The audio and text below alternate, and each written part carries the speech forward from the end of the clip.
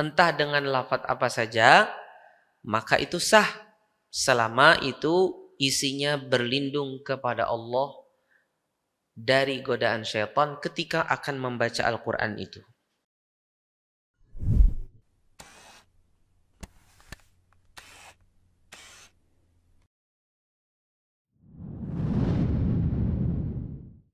Assalamualaikum warahmatullahi wabarakatuh. Innal hamdalillah nahmaduhu wa nasta'inuhu wa nastaghfiruh wa na'udzu billahi min shururi anfusina wa min sayyiati a'malina. May yahdihillahu fala mudilla lahu wa may yudlilhu fala hadiya lahu. وأشهد أن لا إله إلا الله وحده لا شريك له وأشهد أن محمدا عبده ورسوله. قال الله تبارك وتعالى يا أيها الذين آمنوا اتقوا الله حق تقاته ولا تموتن إلا وأنتم مسلمون. أما بعد فإن أصدق الحديث كتاب الله وخير الهدي هدي محمد صلى الله عليه وعلى آله وصحبه وسلم وشر الأمور محدثاتها وكل محدثة بدعة وكل بدعة ضلالة وكل ضلالة في النار. إخوة الكرام, kaum muslimin, saudara-saudara sekalian, jamaah salat maghrib dan kajian di Masjid As-Salam Banjarmasin yang dirahmati dan dimuliakan Allah Tabaraka wa Ta'ala. Alhamdulillah, pada malam hari ini kita bisa bersama-sama kembali bermajelis ilmu, duduk di tempat yang mulia ini di antara maghrib dan isya. Sambil menunggu waktu maghrib, kita melakukan ribat, melakukan duduk agar bisa mendapatkan pahala laksana berjaga-jaga di ketika pasukan perang sedang beristirahat. Kita dalam kondisi yang Nabi SAW juga katakan, seseorang dinilai dalam kondisi melaksanakan ibadah salat selama dia sedang menunggu salat.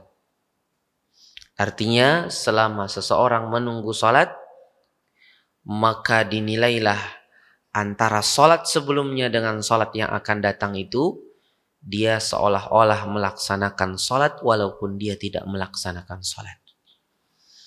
Jamaah sekalian, bapak-bapak, ibu-ibu, saudara-saudari yang dirahmati Allah Subhanahu wa Ta'ala, di tempat ini seperti biasa kita mengkaji kitab Al-Kifayah fi Ulumil Quran. Kita mengkaji kitab seputar ilmu ulumul Quran, di mana pada pertemuan sebelumnya kita sudah sampai kepada pembahasan apa? Pembahasan tajwid. Gitu ya? Ada adab ya? Adab ketika membaca Al-Quran. Adab ketika membaca Al-Quran. Kira-kira sampai adab apa kemarin kita terakhir membahasnya? Siapa yang masih ingat? Adab yang terakhir kita bahas. Siwak sudah, khusyuk sudah, membaguskan suara dan melakukan bacaan sudah. Isti'adzah sudah belum? Sudah juga. Basmalah sudah? Belum. Isti'adzah dan basmalah sudah. Apa yang sudah ulun bahas dari isti'adzah dan basmalah? Yang Bapak tulis atau Bapak ingat?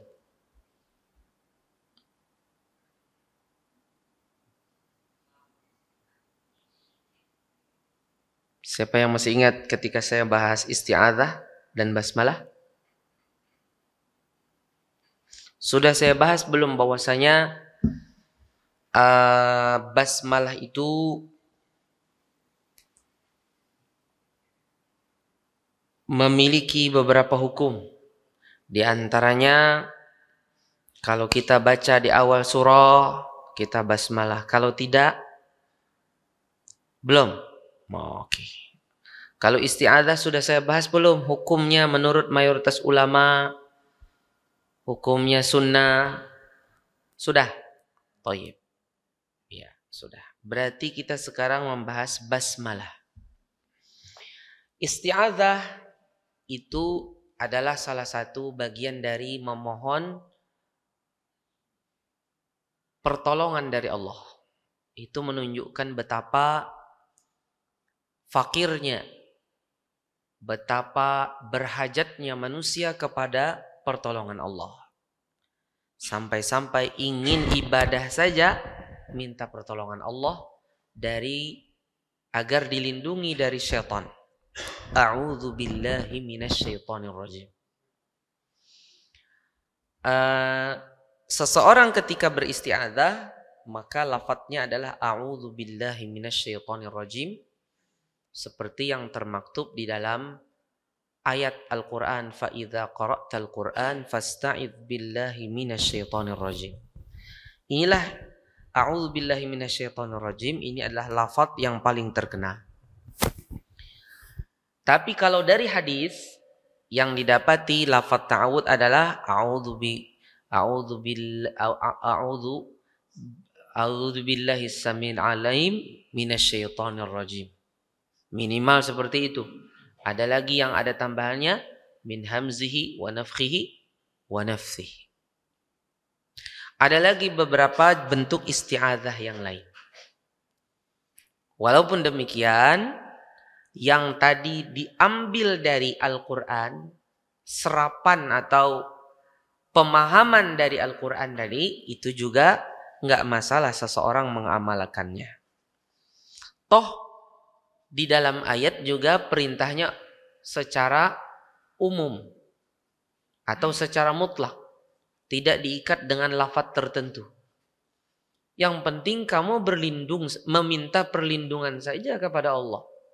Entah dengan lafadz apa saja, maka itu sah selama itu isinya berlindung kepada Allah dari godaan syaitan ketika akan membaca Al-Quran itu. Tapi yang lebih baik adalah dengan apa yang tertera di dalam Al-Quran atau sunnah. Hukumnya sudah kita bahas. Mayoritas para ulama mengatakan hukumnya sunnah. Ya. Dan ini adalah kesepakatan ulama mazhab yang 4. Ulama mazhab yang 4 dari Imam Abu Hanifah, Imam Malik, Imam Asy-Syafi'i dan Imam Ahmad bin Hanbal, mereka sepakat bahwasanya hukumnya sunnah, tidak wajib. Mereka berdalil akan adanya beberapa kondisi di mana Rasulullah SAW membaca Al-Quran dan beliau tidak beristi'adzah. Dan ini menunjukkan hukumnya tidak wajib. Adapun sebagian dari para ulama, khususnya ulama dari kalangan Zahiriyah, seperti Dawud Al-Zahiri, kalau tidak salah Sufyan Ats-Tsauri, dan juga Atha bin Abi Rabah. Atha bin Abi Rabah seorang ulama tabi'in, murid dari sahabat-sahabat Rasulullah SAW. Mereka berpendapat hukumnya wajib karena zahir daripada ayat di dalam surah An-Nahl, fa idza qara'tal Qur'an, kalau engkau hendak membaca Al-Quran, fasta'iz billahi minasyaitonir rajim, maka mintalah perlindungan kepada Allah dari syaitan yang dijauhkan dari rahmat Allah. Kata mereka di sini ada kata fasta'id, perintah. Mintalah perlindungan. Kata perintah pada asalnya dibawa kepada pemahaman apa Bapak? Wajib. Selama tidak ada dalil, selama tidak ada qarinah, tidak ada indikator yang memalingkan dari wajib, maka dia tetap berhukum wajib. Berhukum seperti asalnya. Menurut 4 ulama mazhab tadi, mereka sepakat itu ada yang memalingkannya menurut mereka. Kata mereka buktinya di dalam hadis tidak pernah Nabi menyebutkan harus. Kedua juga dari prakteknya didapati Nabi tidak berta'awudz dalam beberapa kondisi atau lain sebagainya, dan Nabi tidak pernah menegur. Ini menurut mereka menunjukkan bisa memalingkan dari hukum asal. Nah, demikian. Ulama yang mengatakan wajib tadi juga mereka tidak habis akal. Kata mereka, apa yang dikatakan itu bisa memalingkan menurut yang mengatakan hukumnya sunnah, itu mungkin masih bisa dibawa kepada pemahaman bahwasanya yang membaca itu tidak dalam kondisi beribadah dengannya, tapi dia dalam kondisi berihtijaj, sedang dalam kondisi berhujjah, atau sedang dalam kondisi berdakwah dengan membacanya. Jadi ingin berhujjah kepada orang yang dihadapannya, ini loh ayat Allah. Ya, ini loh ayat Allah yang kandungannya isinya ini dan itu. Yang artinya demikian, yang mana ayat ini perintah atas kalian atau larangan atas kalian yang isinya demikian-demikian. Bukan dalam kondisi menyendirikannya dalam suatu ibadah. Ya, dalam satu ibadah. Dalam hal ini, maka kita katakan apa yang kita bisa ambil? Jawabannya adalah kesepakatan 4 ulama madhab itu susah untuk dikhilafi. Karena itu ulama besar. Kalau sampai 4 ini bersepakat, itu susah Pak Edi selisihi. Menyelisihinya tuh harus pikir-pikir panjang. Karena susah 4 orang ini kalau sampai bersatu, bersepakat, sampai jatuh kepada kesalahan itu susah. Sehingga menyelisihinya berat. Dan perlu memikirkan dengan pikiran panjang. Ya. Tapi walaupun demikian, Allah Subhanahu wa taala tidak menjadikan 4 orang ini kalau bersatu itu suatu kelaziman kebenaran ada pada mereka. Allah tidak menjadikan hal itu. Walaupun mereka bersepakat, tetap saja terbuka peluang apabila seseorang ingin menyelisihinya. Apalagi kalau seandainya dalil yang berseberangan dengan mereka itu menurut kita lebih kuat. Oleh karena itu kata para ulama, kalau seandainya engkau mendapati suatu pendapat dan pendapat itu ada dalilnya, apalagi dalilnya kuat, ambil atau pakailah pendapat itu dan jangan takut dari siapa saja yang menselisihimu.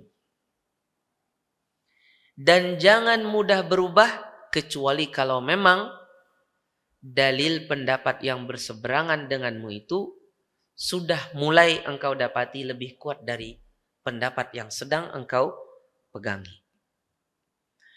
Jadi Allah tidak menjadikan kebenaran itu mutlak harus ada pada 4 ini, kalau mereka bersatu pasti benar. Sebagaimana juga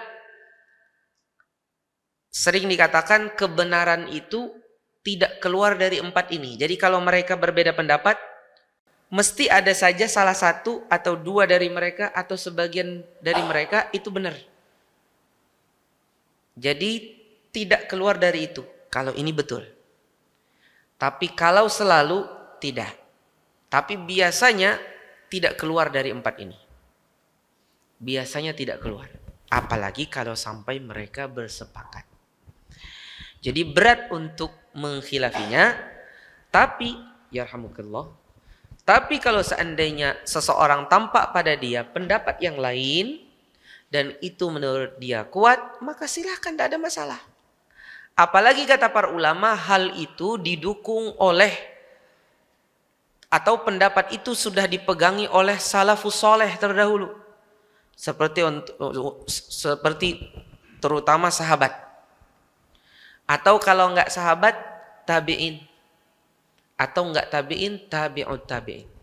Seperti dalam hal ini ada satu salaf, yaitu Atha bin Abi Rabah. Ya kan? Atha bin Abi Rabah. Pendapat ini dinukil dari orang lama, ini orang tua sekali, muridnya sahabat.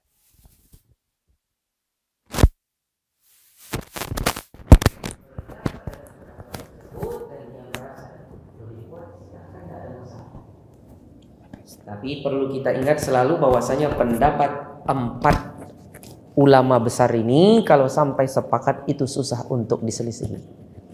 Iya. Sengaja saya mungkin agak berpanjang lebar agar ini membuka pemahaman kita di dalam mengikuti, karena kita ini sebagai orang awam tugasnya hanya bertaklid, Pak. Taklid itu apa? Mengekor. Tapi ingat, mengekor itu ada juga tingkatannya. Ada orang awam benar mengekornya apa adanya. Sudah, imam ini bapak dah ini, sudah. Aku kada sempat lagi nuntut ilmu. Aku kada sempat lagi baca buku. Di kampung jarang ada guru. Sudah. Dia mungkin bertaklidnya dengan tingkatan taklid yang paling rendah. Monggo silahkan. Karena itu karena itu adalah pengamalan terhadap ayat Allah, fas'alu ahla dzikri in kuntum la ta'lamun. Ada yang sedikit lebih tinggi dari mereka, taklid juga. Bukan mujtahid, taklid juga. Tapi taklidnya ini mengumpati imam, tapi imamnya itu dia dapati beberapa imam dan dia tahu dalilnya. Karena dia tahu dalilnya, dia mencari-cari yang ini kayaknya lebih kuat. Akhirnya dia pegangi yang lebih kuat itu. Taklid juga. Dia bukan mencari sendiri hukum itu. Bukan dari jerih payah dia, dari jerih payah seorang ulama. Tapi dia berijtihad di dalam memilih-milih mana yang dia takliti. Kalau yang satu tadi, kalau ini dia berijtihad untuk memilih-milihnya. Kenapa? Karena dia sudah punya alat untuk melakukan itu. Adapun itu, yang tadi yang pertama, dia belum punya alat. Karena belum punya alat, tidak boleh dia menjadi muqallid yang mujtahid. Muqallid yang berusaha mencari. Tidak boleh. Karena dia belum punya alat itu. Karena belum punya alat itu, dia hanya menjadi muqallid yang mutlak. Artinya, sudah apa yang dapat itu aja dulu. Selama ini ada gurunya, ada imamnya, sidin maulah kadang memegangi dalil. Ada juga dalil sidin. Kan gitu. Tapi kalau sudah lebih daripada itu, baru seseorang boleh menjadi muqallid yang mujtahid. Maksudnya muqallid yang berusaha mencari juga. Berusaha untuk membanding-bandingkan, ya, sesuai dengan kemampuan dia yang dasar, sepengetahuan dia. Ikhwatal iman azani Allah wa yakum. Di antara adab yang lain setelah isti'adzah, tadi isti'adzah ya, jadi kita membaca a'udzubillahi minasyaitonirrajim. Bagaimana isti'adzah ini? Kata para ulama, membacanya jahar, disunnahkan jahar kalau bacaannya jahar. Disunnahkan membacanya sir kalau membacanya sir. Kecuali salat. Kalau di dalam salat yang rajih dia mensirkan, tidak menjaharkan. Tapi kalau dalam kondisi di luar salat, yang sunnah dijaharkan kalau bacaannya jahar, disirkan kalau bacaan kita sir. Umpamanya kita sedang mensirkan karena mungkin ingin tidak mengganggu orang di sekitar, atau kita lagi ingin sir karena memang lagi suara kita lagi kurang kuat, ya berarti sunnahnya mensirkan juga al-isti'adzah ini. Kemudian setelah itu perlu kita ketahui sebagian para ulama berpendapat setelah kita baca isti'adzah itu kalau seandainya sampai tidak membaca basmalah setelah itu, ya tolong jangan sampai membaca langsung ayat itu kembalinya kepada Allah. Contohnya seseorang membaca a'udzubillahi minasyaitonirrajim ilaihi yuraddu ilmus sa'ah. Itu awal daripada juz 25. Hanya kepadanya kembali pengetahuan tentang kapan terjadinya hari kiamat. Padahal itu kan sifat untuk Allah. Kalau kita a'udzubillahi minasyaitonirrajim langsung ilaihi yuraddu ilmus sa'ah, kayak pakai saya. Seolah-olah apa? Seolah-olah ini dikembalikan kepada Allah. Makanya lebih bagusnya seseorang itu dia memulai bacaan tidak bergantung dengan awal juz, awal hizib, tapi dia bergantung dengan awal tema pembahasan. Dan mungkin sudah pernah ulun singgung di sini, yang bagus untuk diikuti itu kalau kita dapati di mushaf-mushaf ada huruf ain, artinya ruku'. Artinya yang setelah ain itu bagus untuk membaca setelahnya langsung. Karena biasanya itu awal tema atau bagian-bagian dari tema. Jadi kalau temanya panjang, ada bagian-bagiannya yang kondisinya berbeda-beda. Seperti kisah Nabi Yusuf. Ketika Nabi Yusuf di sini ada ain, selesai artinya ada lagi pas Nabi Yusuf di kondisi ini, pas di momen ini. Jadi seperti itu.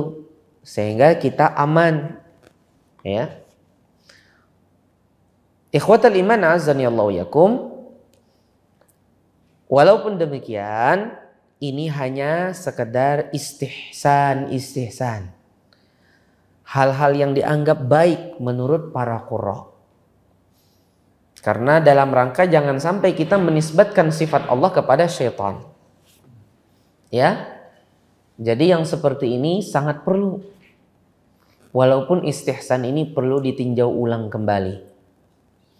Karena kalau seandainya ini penting, perlu sekali jelas, maka pasti hal ini akan dijelaskan secara gamblang dan tegas oleh Nabi Muhammad SAW. Tapi hal ini tidak pernah kita dapati di dalam hadis. Memang ada riwayat dari para qurra, itu juga riwayat di dalam ada. Cuma kan dari hadis tidak pernah kita dapati. Padahal ini suatu perkara yang sangat penting. Kenapa tidak kita dapati hal ini? Maka bisa jadi hal ini karena kan bagaimanapun seseorang kalau tahu yang setelahnya itu sifat bagi Allah, kalau dia orang Arab pasti dia akan memutus antara kata itu dengan al-azim. A'udzubillahi minasyaitonirrajim, dari ar-rajim. Kenapa? Karena dia akan membaca ayat Allah. Keterputusan itu pun sendiri bisa dianggap sebagai keterputusan dengan syaitan tadi, dari mensifati syaitan dengan sifat Allah. Tapi bagaimanapun hal ini perlu dihindari agar jangan sampai kita jatuh kepada seolah-olah mensifati syaitan dengan sifat Allah. Kemudian basmalah. Basmalah itu artinya Bismillahirrahmanirrahim. Adapun Bismillah apa namanya? Kalau Bismillah apa namanya? Tasmiyah. Jadi kalau kita ditanya apa namanya Bismillah, tasmiyah namanya. Kalau Bismillahirrahmanirrahim namanya basmalah. Beda ya? Jadi jangan huruf. Apa artinya huruf? Huruf tertukar. Umpamanya nak, ayo makan, basmalah dulu. Betul apa tidak nih? Berarti kalau basmalah dulu berarti Bismillahirrahmanirrahim. Padahal Nabi mengatakan apa? Samillah, wahai anak kecil, sebut nama Allah. Artinya tasmiyah. Ya? Atau Nabi mengatakan qul bismillah. Tapi tidak ada yang disuruh dengan Bismillahirrahmanirrahim. Walaupun itu bagus, tapi untuk yang seperti ini dia bukan tempatnya basmalah. Sudah pernah kita singgung di sini, basmalah itu tempatnya hanya dua. Pertama ketika baca Al-Quran, yang kedua ketika menulis surat. Ya, kita surat itu Bismillahirrahmanirrahim. Ya. Mun lawas mengatik pinang lawas, cari nang apa namanya tuh stiker. Stiker Bismillahirrahmanirrahim. Baru ngomong. Nah, cuman dua, yaitu ketika baca Al-Quran dan ketika menulis surat. Baik itu surat ilmiah seperti mengarang buku atau kitab, atau surat sosial dalam kondisi ingin berkomunikasi. Itu bagus dengan Bismillahirrahmanirrahim. Seperti Nabi mengirim kepada Heraklius, ya, siapa? Rajanya Romawi. Nabi mengirim kepada rajanya Persia, ya, kepada kaisarnya Romawi, rajanya Persia, Bismillahirrahmanirrahim. Di dalam Al-Quran juga Allah abadikan suratnya Nabi Sulaiman kepada ratunya negeri Saba yang konon namanya Bilqis. Itu dari Israiliyat nama itu. Nah, Israiliyat itu kita boleh menyampaikannya, kada meyakini, kada juga mendustakan. Bilqis, habis itu apa lagi? Zulaikha, habis itu apa lagi? Habil Qabil, apa? Habil Qabil apa? Habil Qabil kah? Apa lagi? Hamnah, istrinya siapa? Imran, ya, dan lain sebagainya. Itu adalah nama-nama yang berasal dari Israiliyat. Maka kita hendaknya nama-nama yang seperti ini kita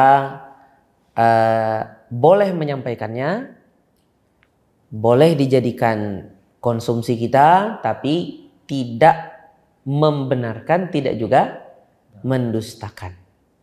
Karena itulah caranya di dalam menerima berita dari Bani Israel. Taib.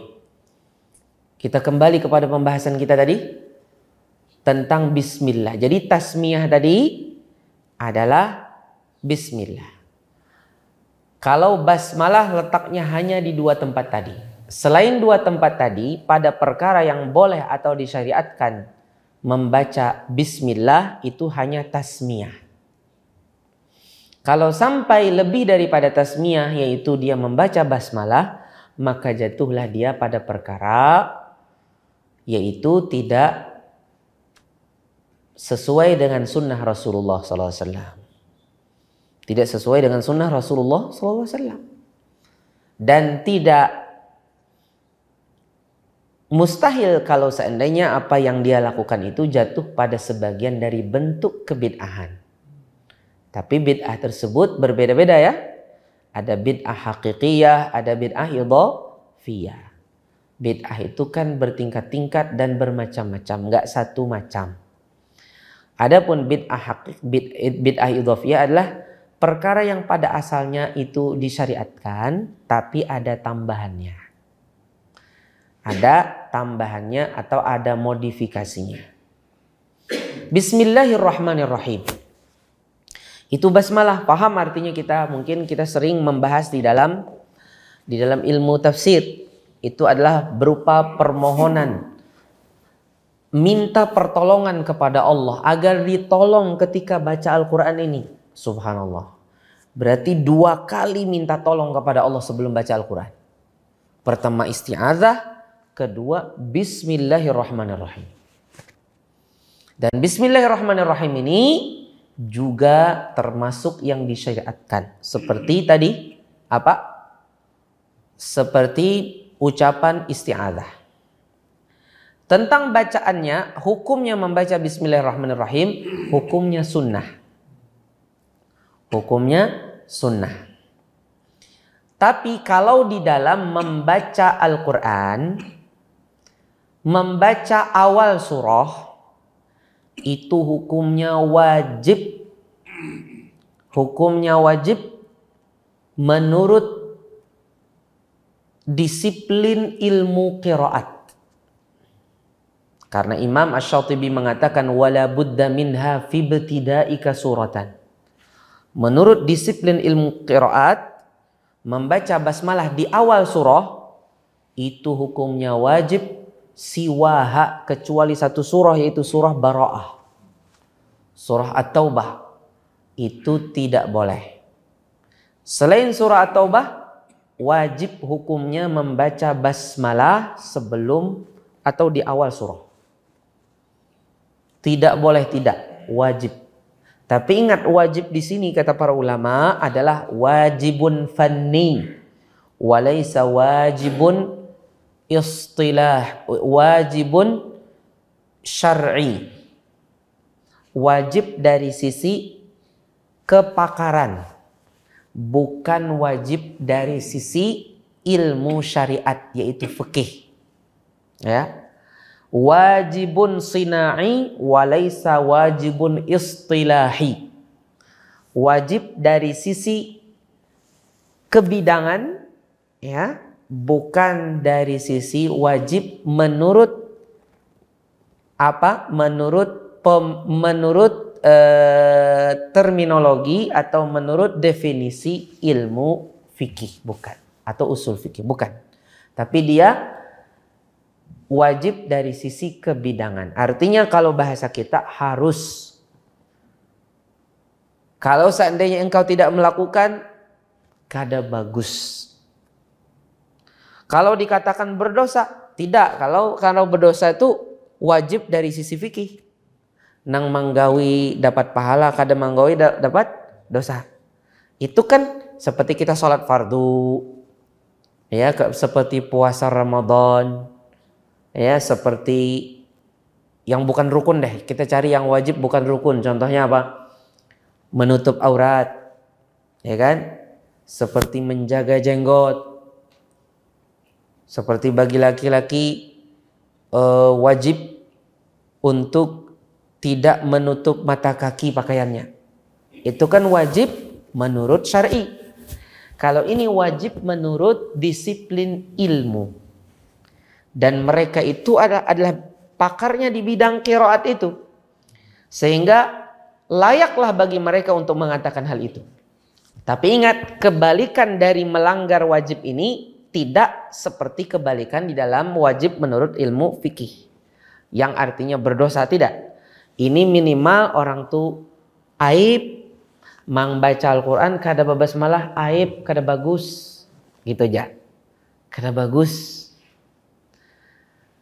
Atau meninggalkan yang lebih utama dan lain sebagainya.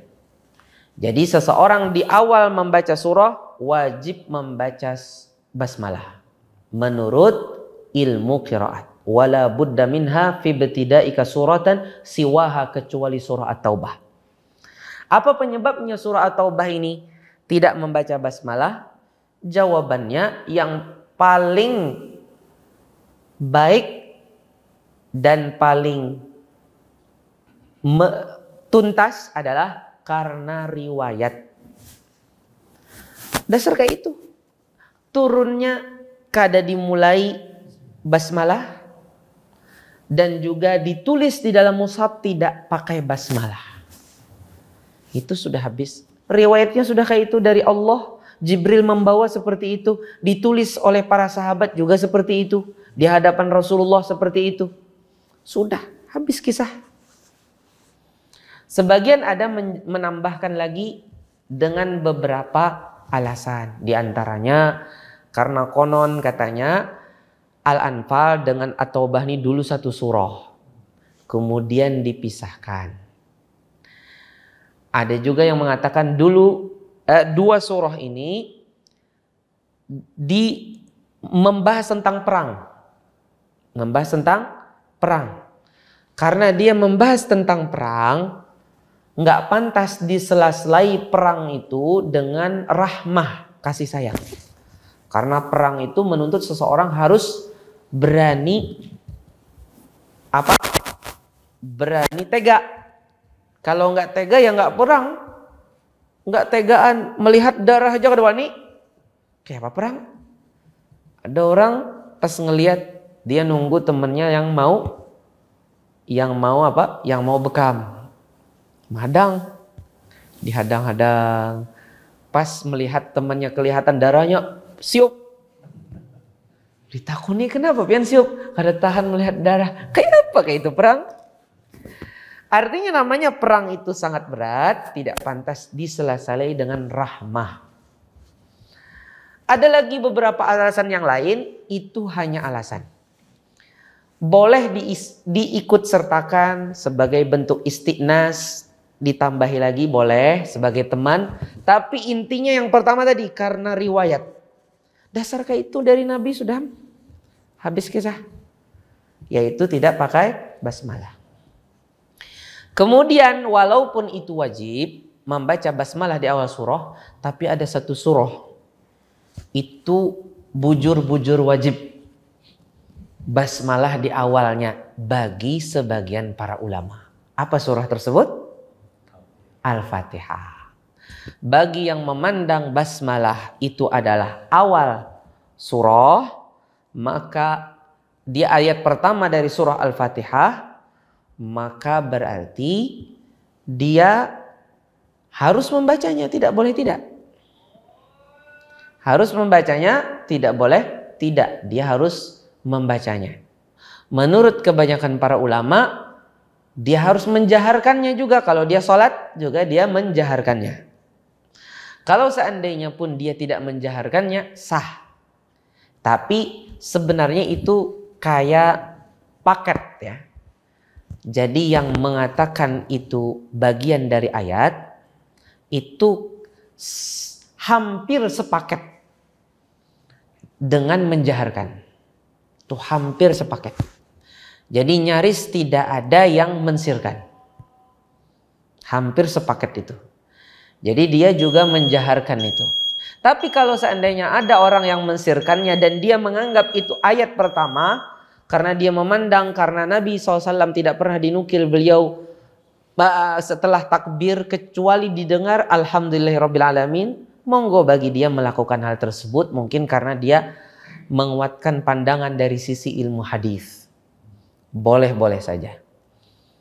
Jadi bagi ulama yang mengatakan dia ayat yang pertama, maka wajib, nggak boleh tidak. Karena kalau dia tidak membaca itu, maka tidak sah Al-Fatihah dia.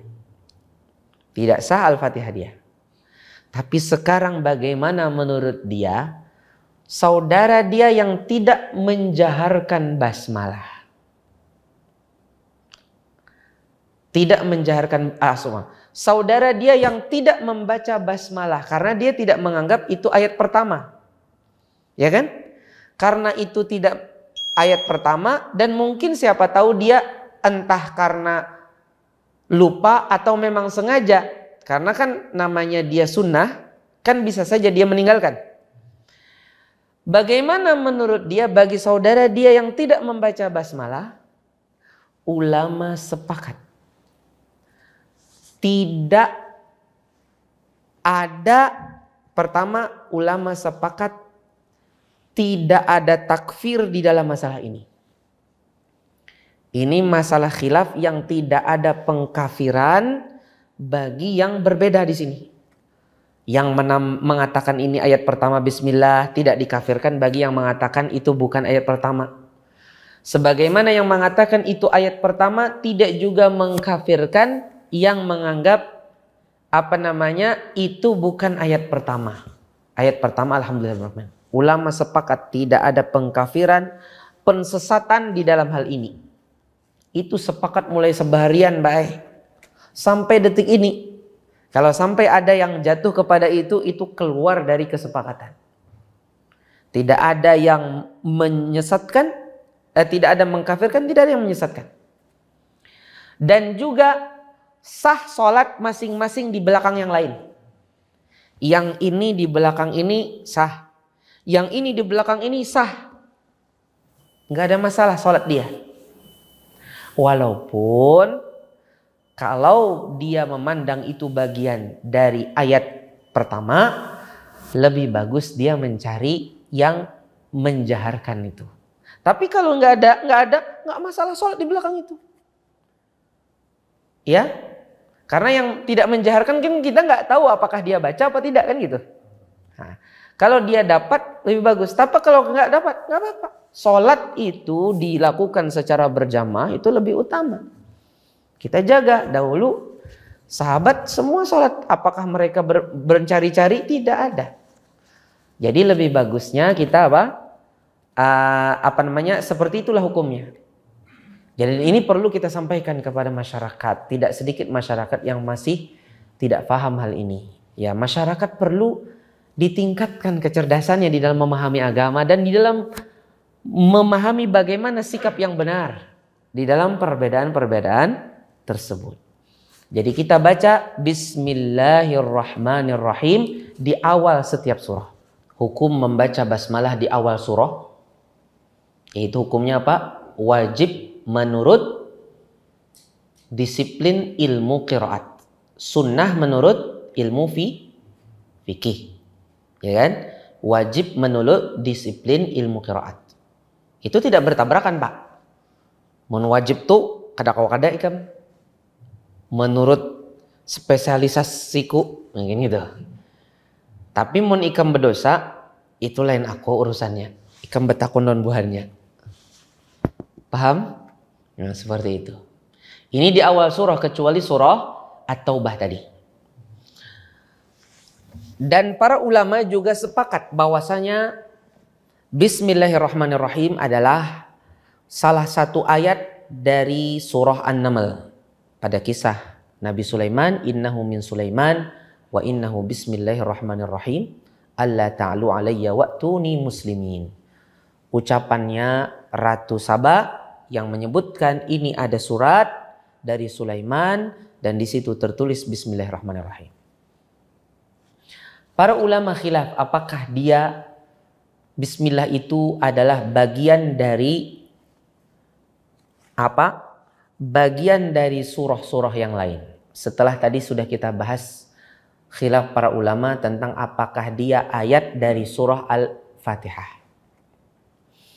Tentang surah selain Al-Fatihah, ya, menurut sebagian para ulama dia adalah ayat tersendiri. Karena dia sudah ada di mushaf. Kalau dia ada di mushaf, maulah dia bukan ayat Al-Quran. Dia ayat juga, tapi ayatnya bukan bagian dari surah yang setelahnya bukan juga dari yang sebelumnya. Dipahami? Jadi dia ayat tersendiri, ayatun mustaqillah. Karena nggak mungkin dahulu para sahabat menulis sesuatu di dalam mushaf selain dari Al-Quran. Yang ditulis itu selalu Al-Quran saja. Sebagian berpendapat dia bukan ayat dari surah apapun, dia diletakkan hanya sebagai pembatas antara surat yang lain. Ini khilaf yang kuat di antara para ulama. Saya tidak merajihkan di sini. Tidak semua hal saya rajihkan. Sebagaimana tadi kita singgung tentang basmalah, ulun tidak ada yang ulun rajihkan juga. Mungkin suatu saat bisa dibahas atau terbahas, tapi untuk sementara ini kita belum membahas itu. Yang penting ulun sudah menyinggung ada pendapat itu, ya kan? Kemudian apa hukum membaca basmalah kalau membaca di tengah surah? Nah, kita sambung tadi perkataan Imam Asy-Syatibi di dalam kitabnya Hirzul Amani wa Wajhut Tahani. Kata beliau, wala budda minha fi ibtida'ika suratan. Harus membaca Al-Fatihah pada setiap awal surah, siwaha kecuali surah At-Taubah, surah Bara'ah. Wa fil ajza'i, kalau membacanya di tengah-tengah, khayyara man tala. Monggo siapa saja yang membacanya, ikam boleh, basmalah boleh tidak. Khayyara mantala, siapa saja yang membaca Al-Quran boleh memilih. Kada basmalah boleh, kada dia basmalah juga boleh. Jadi boleh dua-duanya. Ini di dalam disiplin ilmu qiraat. Boleh kedua-duanya. Dan demikian pula lah di dalam riwayatnya membaca Al-Quran. Jadi kalau kita ini kan ada riwayatnya Pak ya. Seperti ulun, alhamdulillah berisi sanad Al-Quran dari guru ulun dari guru sidin, dari guru sidin lagi sampai ke Rasulullah. Memang ada riwayat kedua-duanya bisa basmalah, bisa tidak kalau di tengah. Tapi riwayat yang tidak pakai basmalah itu lebih dikedepankan. Karena itulah yang paling banyak riwayatnya. Jadi kalau kita membaca di tengah-tengah tanpa basmalah itulah yang dikedepankan karena itu riwayat yang terbanyak. Dari semua riwayat yang paling banyak itu tidak pakai basmalah. Dan itu yang lebih utama. Tapi kalau seseorang ingin basmalah boleh. Karena itu juga ada riwayat dalam riwayat Al-Quran. Dalam periwayatan Al-Quran. Kan periwayatan Al-Quran terus berlangsung sampai detik ini dari sisi pelafatan. Masih ada sampai detik ini. Dari sisi ada yang seperti ini masih ada sampai detik ini. Jadi masih ada yang seperti itu. Ya, kada basmalah ya, basmalah ya juga. Tapi yang paling banyak itu tidak pakai basmalah. Dan ini yang lebih utama karena dia lebih banyak. Kalau seseorang ingin basmalah boleh. Tapi itu lebih sedikit riwayat Al-Qur'annya. Maksudnya periwayatan dari Al-Qur'annya lebih sedikit itu. Riwayat Al-Qur'annya tentang itu. Dari sisi kacamata ilmu hadis, mereka memandang hanya satu, tanpa basmalah. Jadi tadi kan kita baru dari sisi kacamata disiplin ilmu qiraat. Tapi kalau dari disiplin ilmu hadis seperti mungkin disiplinnya Ustadz kita Dr. Muhammad Haikal Basyarahil ya. Dalam disiplin ilmu hadis tidak ada kecuali satu, kada basmalah. Karena tidak ada satupun hadis yang menunjukkan Rasulullah atau sahabat berbasmalah di tengah surah. Nah, pendapat ulama hadis ini bisa lebih menguatkan akan perlunya kita lebih banyak mengambil pendapat dalam ilmu riwayat Quran tadi yang tanpa basmalah. Karena ilmu hadis lebih mendukung ini. Jadi berarti yang pakai basmalah itu berarti lebih sedikitkan. Karena disiplin ilmu hadis pun juga mendukung salah satu dari riwayat tadi yang tanpa basmalah. Karena ini berarti ini lebih bagus untuk diutamakan ya, tanpa basmalah. Tapi kalau sampai ada orang pakai basmalah, tidak salah dalam disiplin ilmu qiraat. Ada sebagian yang ingin menyampaikan kepada umat, kadang-kadang hanya disampaikan di tengah surah tanpa basmalah. Gitu saja. Tidak pernah disinggung dia boleh juga pakai basmalah. Sehingga umat taunya itu tanpa basmalah terus. Sehingga ini tidak membuat umat lebih paham lagi, punya ilmu yang lain. Ini sering disinggung oleh para ulama qiraat. Perlu juga disinggung bahwasanya kalau di tengah surat itu juga bisa pakai basmalah. Nah, jadi supaya ilmu itu tidak hilang. Nah, itu pesan dari banyak para ulama qiraat. Walaupun dalam ilmu hadis memang itu tidak ada. Tapi pesan ulama ilmu qiraat ini tolong disinggung juga supaya orang tahu kesunahan membaca basmalah di tengah surah menurut ilmu riwayat Al-Quran, bukan dari ilmu hadis, juga ada. Dan perlu kita pahami bahwasanya beragama ini tidak semua dari Al-Quran dan hadis. Kita tahu ada ijma' juga. Selain ijma' juga ada penukilan yang itu di luar dari hadis. Seperti apa? Penukilan di dalam ilmu qiraat. Sebagaimana juga ada penukilan dari kebiasaan para ulama terdahulu yang itu tersambung kepada sahabat. Paham? Memang pada asalnya kita ngomong beragama itu Al-Quran hadis, betul. Tapi tidak semua yang memang itu berasal dari agama itu dari Al-Quran dan hadis, tidak. Paham? Jadi kata para ulama singkatnya begini. Di dalam menetapkan itu, kalau itu memang sudah menetapkan itu memang sudah dari agama, ya sudah dari agama, tidak bisa dikeluarkan mentang-mentang itu tidak ada ayatnya atau hadisnya. Tidak bisa kalau memang itu sudah bagian dari agama. Yang mungkin itu bisa dinukil dari ilmu riwayat Al-Quran, atau mungkin ilmu pengamalan para ulama sejak dahulu sampai ulama pengumpul fikih, sehingga bisa dipahami ini adalah amalus sahabah atau amalu as-salaf, sudah diamalkan sejak dulu kan gitu. Sehingga walaupun hadisnya tidak ada, tapi pengamalan mereka ini menunjukkan itu disyariatkan gitu.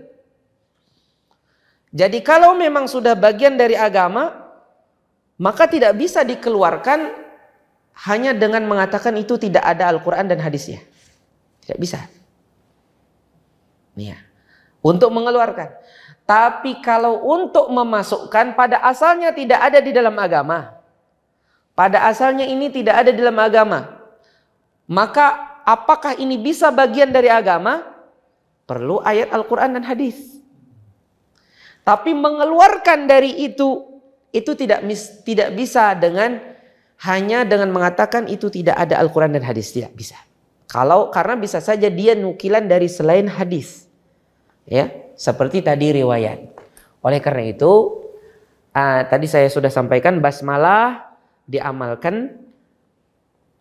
boleh diamalkan di tengah-tengah surah, tapi itu lebih sedikit kalau kita mengikuti disiplin ilmu qiraat. Dan itu juga periwayatan dari mereka. Dari riwayat mereka sampai Rasulullah, sebagaimana para ulama hadis seperti Imam Bukhari ke guru-gurunya, ya Amr bin Dinar, terus Ali bin Madini sampai ke Rasulullah SAW. Itu periwayatan hadis Rasulullah SAW. Jadi demikian ucapan basmalah. Sekarang ucapan basmalah kita habiskan aja, sehingga nanti pertemuan yang akan datang nggak lagi bahas basmalah Pak ya. Pengucapan basmalah ini ada aturannya. Kalau kita membaca di awal surah, kita yang lebih bagus apa? Qat'ul jami'. A'udzubillahi minasyaitonirrajim. Bismillahirrahmanirrahim. Qul huwallahu ahad. Itu yang paling utama.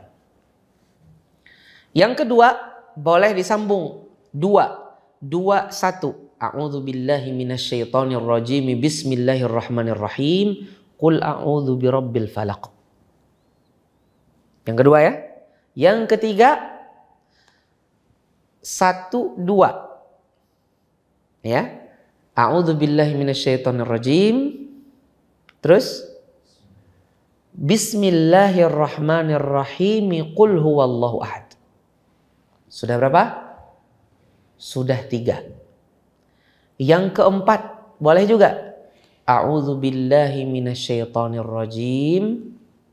A'udzu billahi minasyaitonir rajim. Bismillahirrahmanirrahim. Qul huwallahu ahad. Ini namanya waslul jami'. Berarti ada berapa cara yang boleh? 4. Keempat-empatnya boleh, walaupun yang pertama lebih utama. Kenapa? Karena yang pertama itu diputus-putus semua. Pemutusan itu menjadikan dia lebih utama. Sekarang bagaimana di antara 2 surah? Kalau berada di antara 2 surah, maka boleh begini. Wa min syarri hasidin idza hasada bismillah. Pertama, qat'ul jami' dulu. Wa min syarri hasidin idza hasad. Bismillahirrahmanirrahim.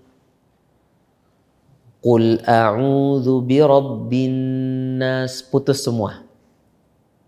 Yang kedua, wa min syarri hasidin idza hasada bismillahirrahmanirrahim. Qul a'udzu birabbin nas. Berarti disambung semua. Iya. Sebelum ini yang lebih utama dari yang saya sebutkan tadi kan disambung semua.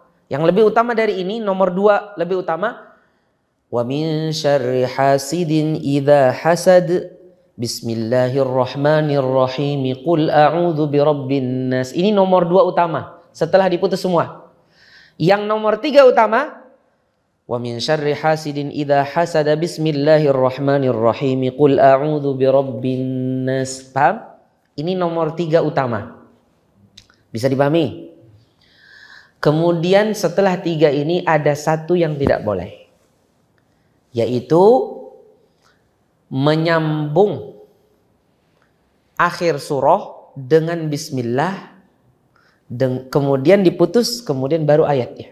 Begini. Wa min syarri hasidin idza hasada bismillahirrahmanirrahim. Qul a'udzu birabbin nas. Itu enggak boleh. Kenapa? Karena mengesankan seolah-olah bismillahirrahmanirrahim ayat yang terakhir dari surah sebelumnya. Itu tidak boleh di dalam disiplin ilmu qiraat. Itu tidak boleh. Itu sudah turun-temurun diriwayatkan baik. Kada boleh yang terakhir ini. Jadi berarti 3 boleh, 1 boleh. Urutan yang utama tadi sudah paham kan? Utama 1 paling utama, kedua nomor 2 utama, ketiga yang paling tidak utama. Iya. Sekarang 1 surah itu ada hukum sendiri, yaitu antara surah Al-Anfal dengan surah Bara'ah, surah At-Taubah.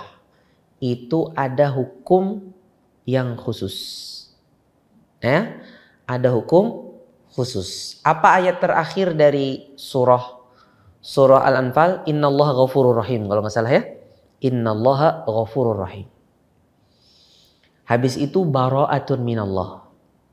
Bagaimana cara menyambungnya? Kalau ingin menyambung, pertama yang paling utama waqaf. Innallaha ghafurur rahim. Ambil napas, bara'atun minallahi wa rasulih. Artinya memang diputus itu. Itu yang paling utama. Yang nomor 2 paling utama saktah. Kada bernapas tapi stop sebentar.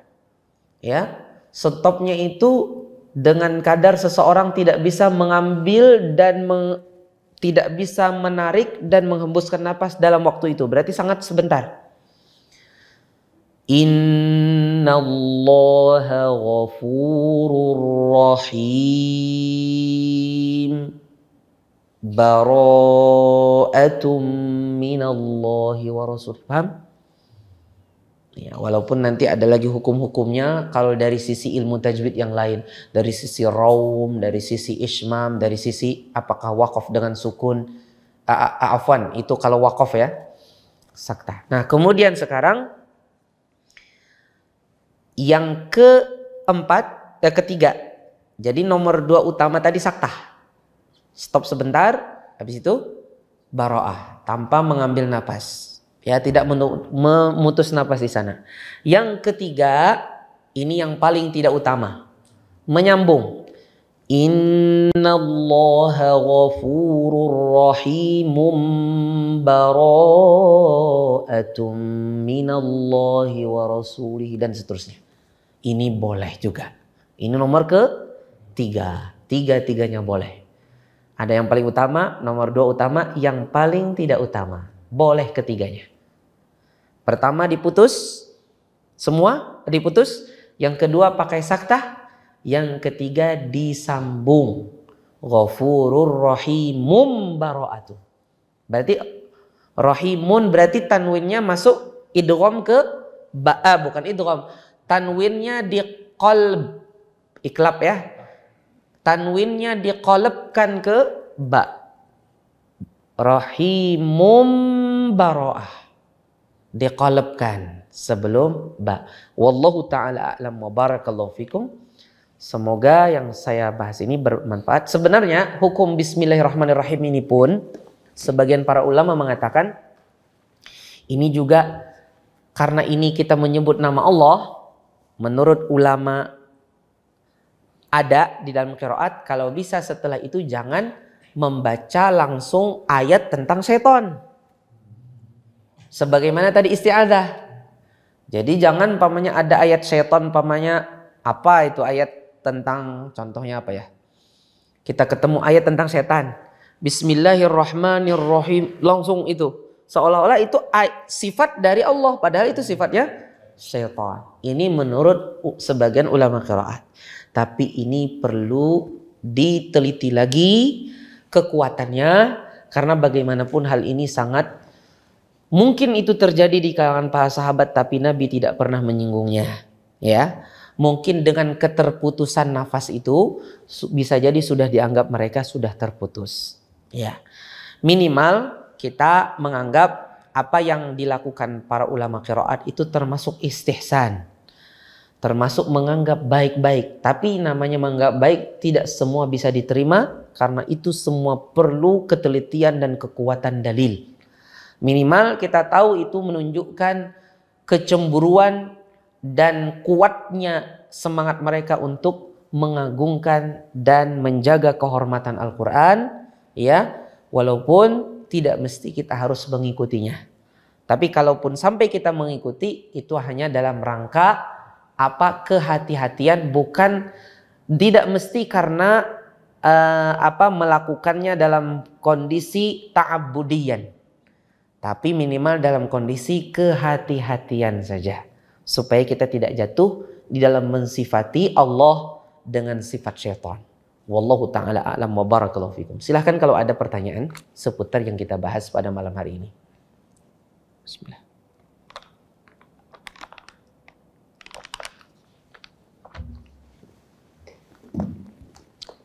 Tundukkan seberitaan. Sadang dosatai. Mu'alim Samad. Sidin di belakang sudah. Mahadang sudah Mu'alim Samad. Mana Mu'alim? Ayo ja. Terima kasih barakallahu fikum atas segala jazakumullah khairan atas segala perhatiannya. Salah dan khilaf mohon dimaafkan dan itu berasal dari pribadi ulun sendiri. Kebenaran datang dari Allah Subhanahu wa taala. Ingat selalu kalau nanti kita ketemu terakhir bahasan kita tentang adab bersama Al-Quran yang berkenaan tentang basmalah. Jadi pertemuan yang akan datang insya Allah kita nggak ada lagi bahas basmalah. Mungkin malam ini kita sudah bahas ya. Barakallahu fikum. Kita tutup dengan doa kafaratul majlis. Subhanakallahumma wa bihamdik asyhadu an la ilaha illa ant astaghfiruka wa atubu ilaik. Assalamualaikum warahmatullahi wabarakatuh. Terima kasih. Jazakumullah khairan wa barakallahu fikum. Video ini dibuat atas partisipasi dari donasi Anda. Semoga menjadi amal jariah bagi Anda semuanya.